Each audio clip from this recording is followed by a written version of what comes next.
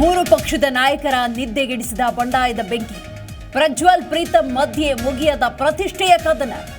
ಒಂದೇ ವೇದಿಕೆಯಲ್ಲಿದ್ದರೂ ಮಾತನಾಡದ ಈಶ್ವರಪ್ಪ ರಾಘವೇಂದ್ರ.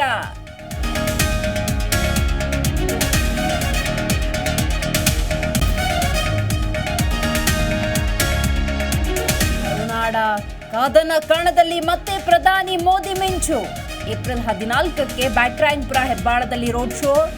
ಮಂಗಳೂರಿನಲ್ಲಿ ಬೃಹತ್ ಸಮಾವೇಶಕ್ಕೆ ಪ್ಲಾನ್.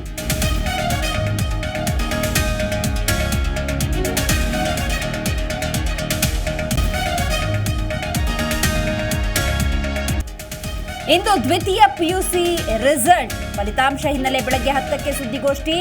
ಇಂದು ಪಿಯುಸಿ ಬೋರ್ಡ್ನಿಂದ ಜಿಲ್ಲಾವಾರು ಫಲಿತಾಂಶ.